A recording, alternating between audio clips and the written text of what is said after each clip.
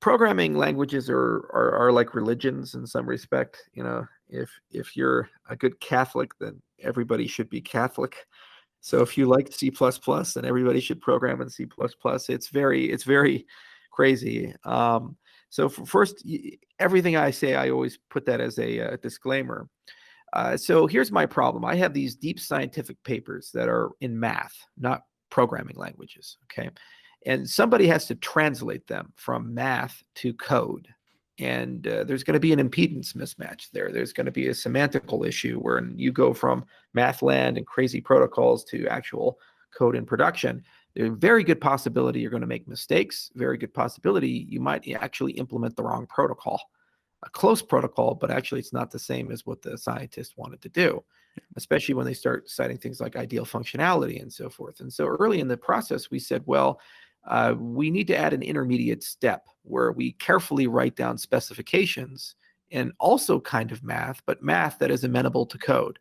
That's called a formal specification. There's a whole field of computer science that does nothing but think about that. You have these weird people called computational logicians who worry about it, and they're like, you were too cool to be a mathematician, but you're too much of a mathematician to be a computer scientist. So they had to put you somewhere that, as a computational logician.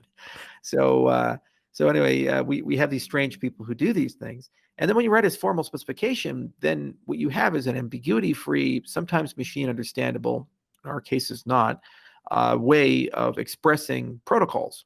Okay, but then you have a path to get to code, and that path to get to code has a much lower chance of a hack or a security problem or a semantical issue or whatever. Okay, so that alone is a huge step. And there's many pioneers there. Lamport wrote TLA Plus. There's languages like Coq and Agda and Isabelle, but those don't make a product. All they do is just give you some certainty that the product that you're building has merit.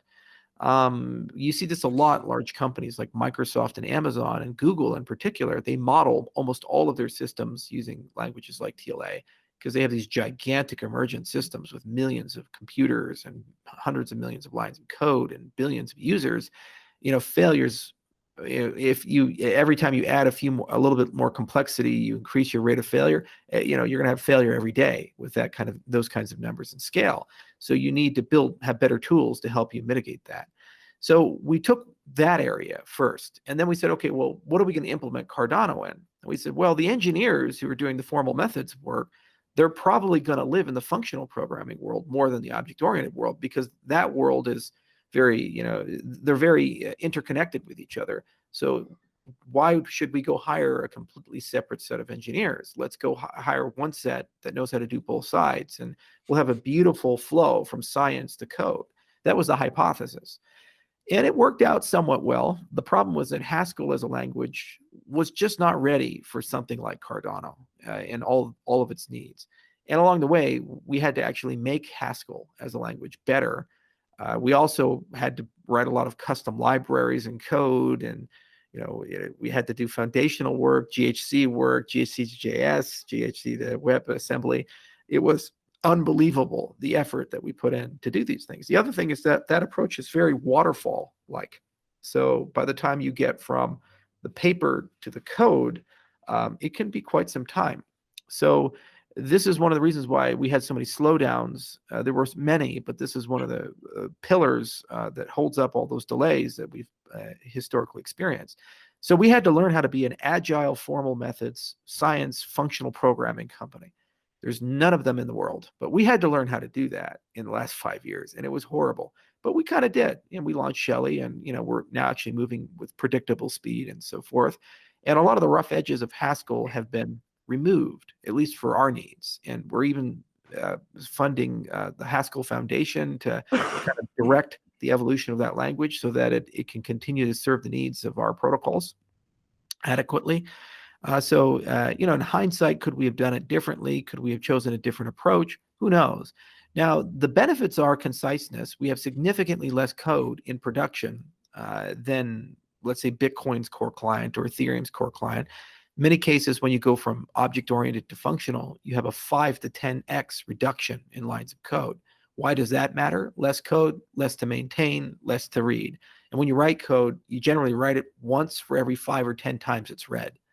So if you have 100,000 lines of code, you really actually are reading 500,000 or a million lines of code. If you have 10,000 lines of code, you're reading 50 to 100, right? So it's just an order of magnitude there. And then maintenance is a lot easier because you get a lot more tools like Quick Check and other things. Property-based testing is phenomenal for testing correctness of distributed systems. So there were huge advantages, and those advantages allowed us to do things like just recently when we launched Shelley, it was very slow when you went from the Byron to Shelley crossover. A lot of people noticed that. And because we hadn't had time to optimize the code. Normally, if you're optimizing a big distributed system of C++ or Java code, you'd be spending months meticulously doing that. In 2 weeks, we had an update, a node update, and it was 100 times faster because we were able to so easily do performance profiling with the functional code. And, we everything is so modular, and you can look at function by function, and, there's no side effects to complex your benchmarks and so forth. So there are massive advantages on maintenance, being able to move around, and certain things just, I don't know how to do them in other languages. Like the hard fork combinator was a super involved, complex piece of engineering. And we had some people try to implement something like it before, and they couldn't actually do it. So then Edsco did it, and he did it with Haskell. And he said, I just don't know how to do it any other way than this approach. So it's a mixed bag. There are cultural issues too. When you hire these brilliant science engineers, they can read papers better than any engineer can. But they don't really like working with Agile or these other processes or these things. And they say, yes, when is it done? They say, it's done when it's done. It might take 5 years, but like, whoa, this is a business here. We got to figure this out. Come on, let's work together. So you kind of have to deal with that and so forth. But overall, I think we've resolved the problems. And, actually, this has been our best engineering year, and we're only speeding up. So Haskell today, great. Haskell 5 years ago, I did not know that I was just about to go lay in a bed full of razor blades and heroin needles. It was an experience, 10 dull experiences.